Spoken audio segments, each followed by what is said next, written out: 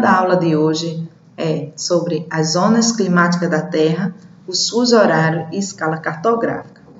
Então, ainda com relação às coordenadas geográficas que estudamos aula passada, nós temos aqui a influência dos paralelos e dos meridianos. Então, os paralelos correspondem à latitude, os meridianos à longitude, tá certo? E eles vão influenciar principalmente nas zonas climáticas, né? Os paralelos, certo?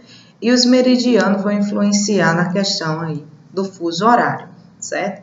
Então, como nós podemos observar, os paralelos são linhas imaginárias traçadas, né, horizontalmente, e os meridianos são linhas imaginárias traçadas, certo, verticalmente, certo?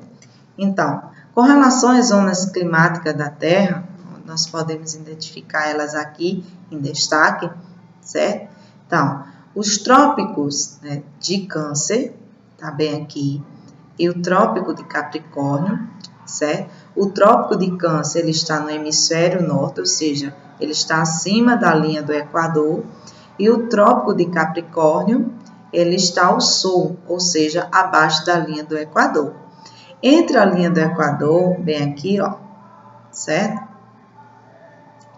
Nós temos as zonas chamadas zonas intertropicais ou zona tropical, tá certo? Essa área aqui, que corresponde nessa tonalidade, né, na cor vermelha, né, é uma área onde vai receber a luz solar de forma mais intensa, certo? E vai apresentar aí climas de características, né, de áreas tropicais. Então, entre os trópicos e os circumpolares, que são as regiões mais frias, certo? Temos aqui o Ártico, que está ao norte, e o Antártico, que está ao sul, ok? Então, nós temos entre os trópicos e os circumpolares, nós temos aqui as zonas, né? As zonas temperadas, certo? Temos a zona temperada do norte e a zona temperada do sul. Essas zonas aqui, tanto a norte quanto a sul, elas vão apresentar as 4 estações bem definidas. Os fusos horários. Os fusos horários é a diferença de horas de um lugar para o outro, né? Então, como surgiu o fuso horário? Antes mesmo da divisão da Terra em fusos, né, por exemplo, dentro de um mesmo continente, existiam vários horários diferentes. Isso acontecia por quê? Porque a principal referência para a contagem do tempo era a posição do Sol. Lembrando que a posição do Sol vai marcar a hora local. Então, muitas regiões próximas, elas tinham horários diferentes e isso acabava dificultando a comunicação entre os países. A resolução do problema. Então, como a Terra leva em torno de aproximadamente 24 horas para realizar a volta completa, né, que totaliza em torno de 360 graus, isso significa que sempre teremos 24 horas diferentes. Então, os fusos eles foram concebidos através da divisão da circunferência da Terra, que corresponde a 360 graus, pela quantidade de horas de um dia, que corresponde a 24 horas. Isso resulta em 15 graus, né, sendo que cada 15 graus corresponde a 1 hora. O meridiano de Greenwich, né, então ele vai dividir a Terra de forma perpendicular, formando 2 partes chamadas Oriente e Ocidente. Então, o meridiano de Greenwich ele foi internacionalizado como referência mundial para a construção e padronização dos horários. Esse meridiano ele teve sua consolidação a partir de um acordo mundial, né, que foi uma conferência que aconteceu, né, nos Estados Unidos, em Washington, aqui, ó, nos anos de 1884, acerca da questão da hora e da data adotada no mundo. Então, a nomeação do meridiano é proveniente do Observatório Astronômico Real, que está localizado em um distrito de Londres, né, chamado de Greenwich, certo? Que vai cortar esse observatório, como eu coloquei aqui a imagem para vocês. O primeiro fuso é o meridiano de Greenwich, certo?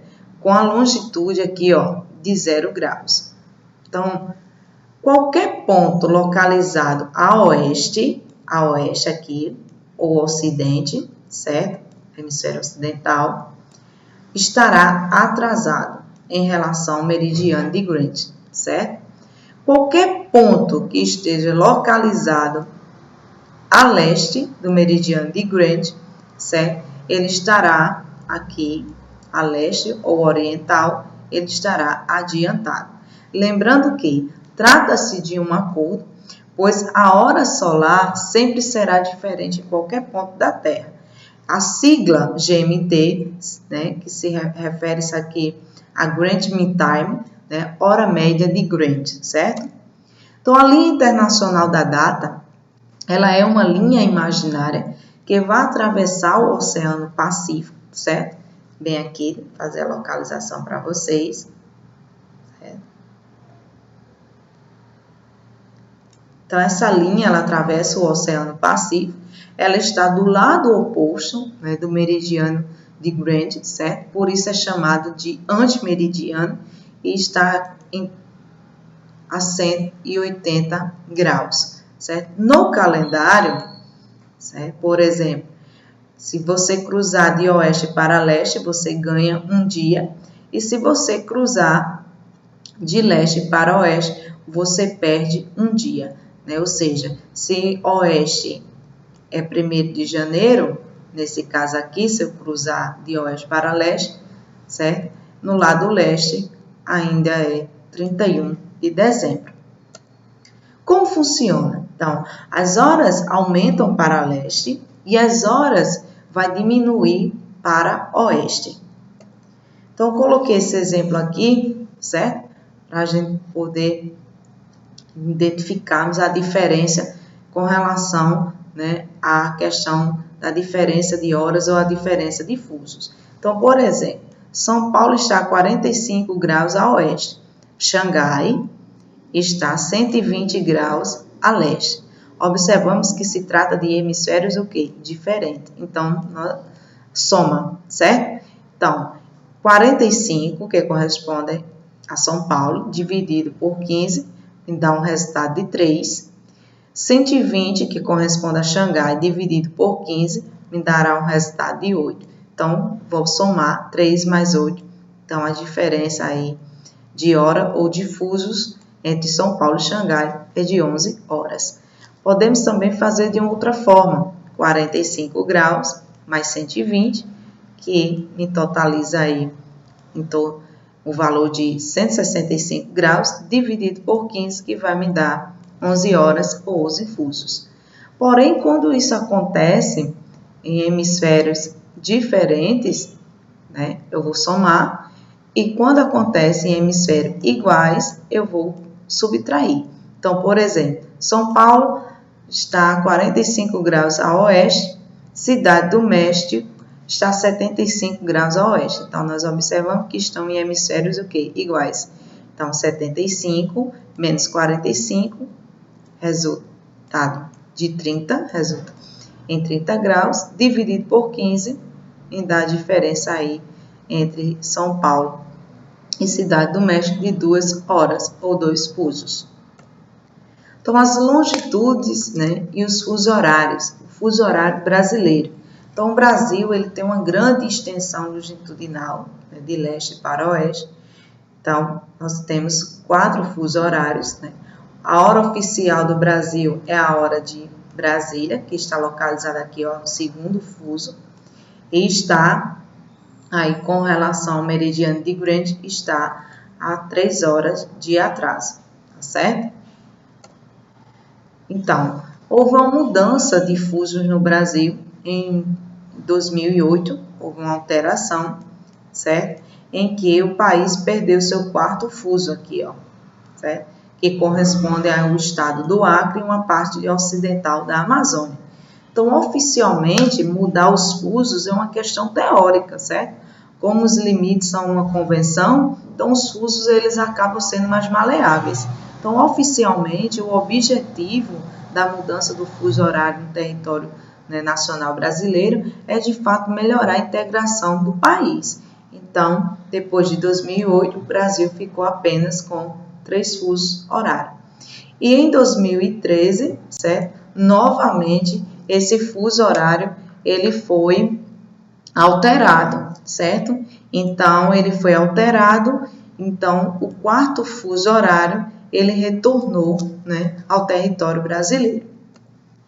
Então, vou fazer para vocês aqui os fusos horários do Brasil, vou falar um pouquinho de cada um deles. Então, o primeiro fuso, ele vai passar pelas ilhas oceânicas, certo? O que são ilhas oceânicas? São áreas, né? São ilhas oceânicas de domínio da Marinha Brasileira, certo? São áreas de preservação ambiental, em onde vão exigir também investimentos e fiscalização permanente. Então, nós podemos destacar aqui as principais ilhas oceânicas, né, do Brasil. São Pedro e São Paulo, Atol das Rocas, Fernando de Noronha e Trindade Martim Vaz. Então, o primeiro fuso, ele está 2 horas atrasado com relação ao meridiano de Greenwich, porém ele está 1 hora adiantado com relação ao horário de Brasília. O segundo fuso, tá, certo? Encontra-se a menos 3 horas em relação a Brasília, aliás, ao meridiano de Greenwich, e ele vai abranger também a maior parte, né, do território brasileiro, certo? E é onde também está o horário, né, oficial de Brasília, certo? O terceiro fuso horário brasileiro, ele está atrasado 1 hora em relação a Brasília e 4 horas atrasado em relação ao meridiano de Greenwich, certo? Então, o quarto fuso ele encontra-se 5 horas atrasado em relação a Greenwich e está 2 horas atrasado em relação ao horário de Brasília. Então, isso, no quarto fuso, principalmente ele vai aumentar para 3 horas essa diferença durante o horário de verão, ok?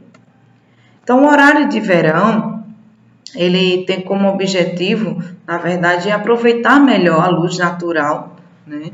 Então, já que durante o verão o sol nasce mais cedo e se põe mais tarde, então, outra medida aí provoca uma importante redução no consumo, principalmente de energia, chegando a uma média aí de 5% nos horários de pico, certo? Então, nós podemos observar aqui que eu destaquei para vocês que nem todos os estados aderem, né, ao horário de verão. Por quê?